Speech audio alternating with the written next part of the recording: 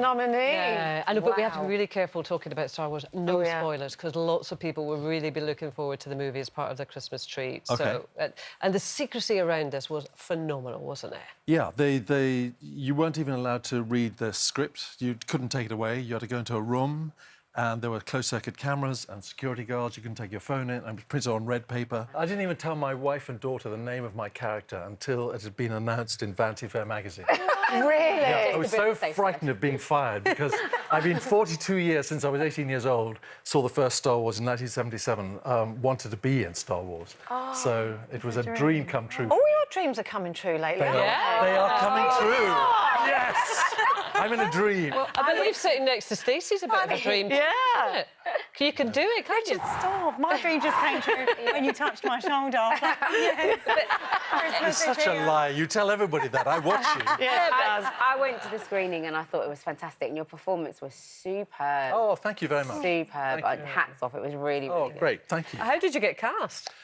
I don't know who turned it down, but I've got a very high old, balding hairline, and Peter Cushing had played Tarkin, a bad guy, in the beginning of the first movies. So I thought, well, maybe that is somebody to, try and channel and follow in the footsteps of. So he was my inspiration for what I did, but I have no idea how I got cast. Do you like playing a bad guy, though? Or do you prefer to be the nice? Or do you like playing a drunk as well, don't you? Yeah. You're a good drunk. As someone who doesn't drink, you're a brilliant drunk. Thank you very much. Obviously, it takes one to know one. Yes.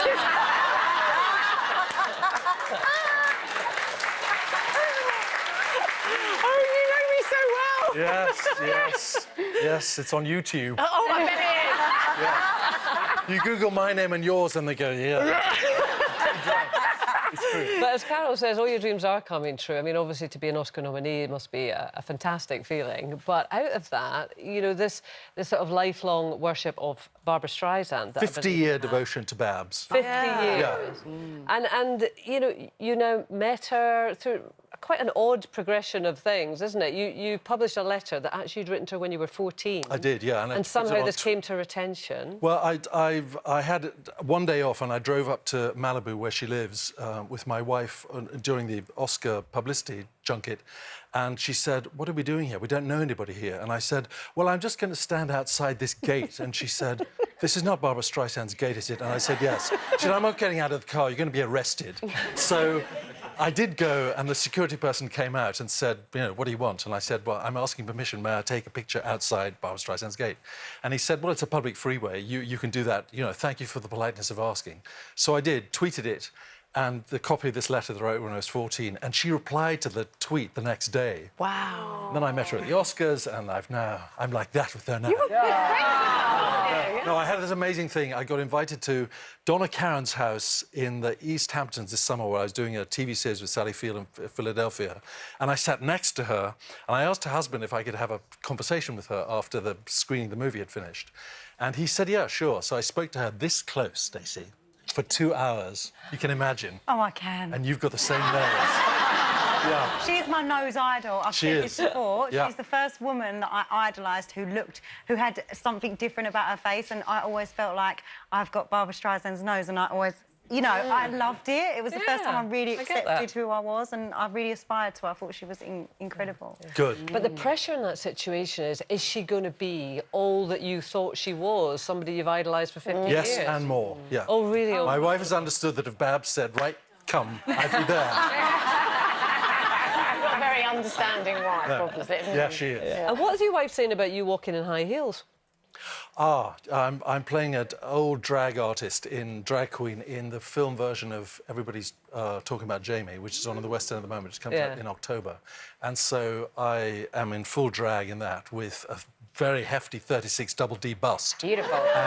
But the agony of being Jimmy Choo shoes, after 10 minutes, my feet were numb. So the idea that you could spend so much money paying for shoes to then be in agony, I don't understand that. Madness. Madness. No, look at those. Look at those. They have survive been in barking at me all morning. Yeah, but you've got a tiny bit of support there. When, yours... Oh, mine don't. I don't wear... Yeah. I'm an expert now. Yeah, terrible. Terrible. So why do you wear them? I don't know. I think you're right. We're bonkers. But listen, we need your help with another dilemma. Yes, But OK. I'm not going to let you pull this crack out with Richard until he's done his impersonation of you, because I hear it's legendary. Oh, Richard, please. Go on, Richard. I don't do it. Oh, come I on. can't do it. I'm too ashamed and embarrassed. I do love Oh, I love you, Stacey Richard. won't mind. This is actually making my Christmas right now. you. Like my Christmas right now. Are we pulling it? What have we got? Right. Can you read Oh, it a out? hat. Yeah, he got a is toy it in it. stuck? No, hang on, not the paper hat, not the paper Oh, hat. the There we go. dilemma. There you Go. are. Oh, no. Oh, Richard. You are the queen. Could you read this for us? And Yeah. even just you reading it will be good enough. My because we husband don't and get I both have of lived together for years, and my mother visits frequently. The problem is she loves flowy nightgowns and she does not like underwear. Oh, dear. However, someone wants to sleep. However someone wants to sleep is their business, but she frequently sits so that she's bare-bummed on the furniture or puts her legs on the ottoman so you can clearly see where the sun doesn't shine. I'm reading this live on TV. You are. OK. How do I institute an underwear and nightgown policy when she visits? Oh, buy her a dressing gown for Christmas. Buy her... Are you asking me for dressing advice? This is not me.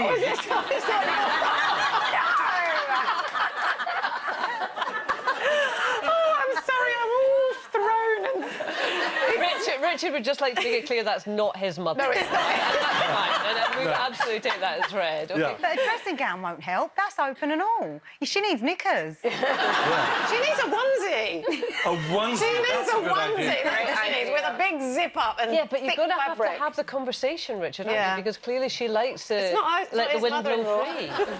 What would you say? Your Sharon Stone days are over. We've got to head for the Bridget Jones onesies. Would that be good? I think that's... Otherwise, stormtroopers will be coming to get you. That's really good advice. I think you're right. Oh, do you know what? I think you could say anything to somebody like that and they would take it, because you do it with such charm that, Thank you you. know, there's just nothing that you could deliver that wouldn't come well.